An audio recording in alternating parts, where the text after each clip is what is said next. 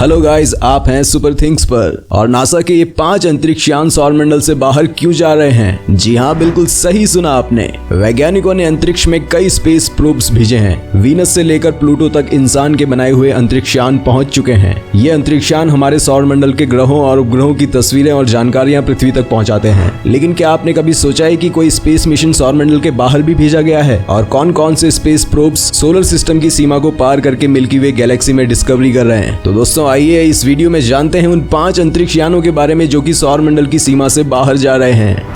हमारा solar system बहुत ही बड़ी जगह है। हम सोच भी नहीं सकते ये उससे भी कई गुना ज्यादा बड़ा है। हमारे सौरमंडल की आखिरी सरहद सूरज से 120 एस्ट्रोनॉमिकल यूनिट की दूरी पर है, जिसमें सबसे दूर प्लूटो सूरज से 40 एस्ट्रोनॉमिकल यूनिट की दूरी पर है। दोस्तों, मैं आपको बता दूं कि धरती से सूरज के बीच की दूरी को 1 एस्ट्रोनॉमिकल यूनिट कहा जाता है, जो कि करीब 15 करोड़ किलोमीटर है। इसीलिए नासा ने पिछले 50 सालों में सोलर सिस्टम के बाहर की डिस्कवरीज के लिए अभी तक 5 ऐसे स्पेस प्रोब्स भेजे हैं, जिनका मकसद है धरती से जितना हो सके दूर जाकर डीप स्पेस की इंफॉर्मेशन भेजना। इसी के साथ मैं आपको बता दूं कि इन सभी स्पेस प्रोब्स पर एक स्पेशल डिस्क इंस्टॉल की गई है। इन डिस्क्स को गोल्डन रिकॉर्ड्स कहते हैं, जिस पर इंसानों की कई सारी इंफॉर्मेशन रिकॉर्ड की गई है, ताकि ये किसी एलियन सिविलाइजेशन को मिले तो उन्हें हमारे बारे में पता चल सके कि ये अंतरिक्ष यान कहां से आया और किसने भेजा।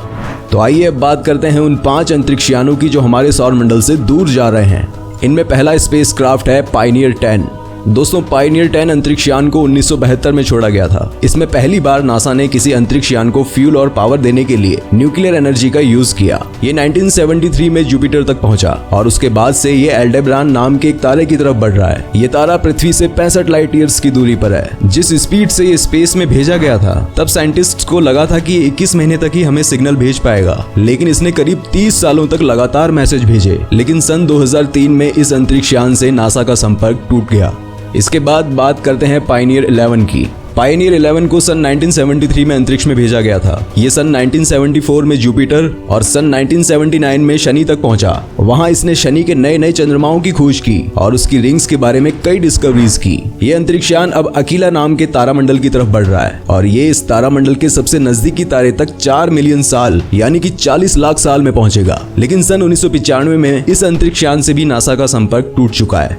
और इसके बाद अगला स्पेस क्राफ्ट है वॉयेजर 1। जी हाँ, वॉयेजर 1 को सितंबर 1977 में छोड़ा गया था। ये सन 1979 में जुपिटर और 1980 में शनि पर पहुंचा। इसके बाद में इसका मिशन एक्सटेंड करके इसको शनि के चंद्रमा टाइटन की तस्वीरें लेने के लिए कहा गया और इसने बहुत ही कम टाइम में ये दूरी तय की और काफी सारी इंफॉर्मेशंस भेजी। इसके बाद ये इंटरस्टेलर स्पेस के अपने कभी भी ना खत्म होने वाले सफर की तरफ निकल पड़ा। वॉयेजर 1 25 अगस्त 2012 को सूरज की आउटर लिमिट को पार करके इंटरस्टेलर स्पेस में दाखिल हो चुका है और ये यान अभी भी नासा के संपर्क में है। फिलहाल ये 18 लाइट ईयर्स दूर एक तारे AC+793888 की तरफ बढ़ रहा है। लेकिन दोस्तों, मैं आपको बता दूं कि इसे वहां तक पहुंचने में 40,000 साल का टाइम लगेगा।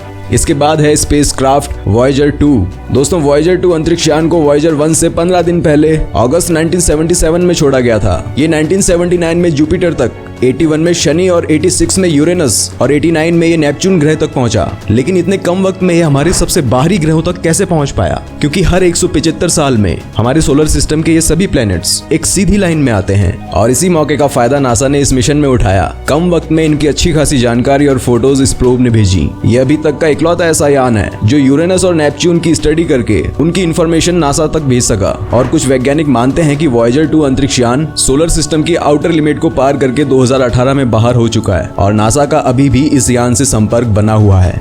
इसके बाद आता है हाल ही में छोड़ा गया new horizon space craft. New horizon को 2006 में छोड़ा गया था। ये सन 2007 में जुपिटर तक पहुंचा। इसके बाद ये 2015 में प्लूटो के पास पहुंचा। इसे खासकर प्लूटो को एक्सप्लोर करने के लिए लॉन्च किया गया था। इसने प्लूटो पर बर्फ के ज्वालामुखी, बड़े बड़े पहाड़ और बर्फ के समंदरों की खोज की और इस वक्त ये काइपर बेल्ट में आगे बढ़ रहा है, जहाँ पर लाखों करोड़ों की संख्या में बर्फीले पिंड पाए जाते हैं। यहाँ से गुजरने के बाद ये स्पेस प्रोब भी सौरमंडल के बाहर चला जाएगा। हमारा अंतरिक्ष इतना विशाल है कि सबसे नजदीकी तारे अल्फा सेंटोरी तक पहुंचने में भी हजारों सालों का टाइम लगेगा।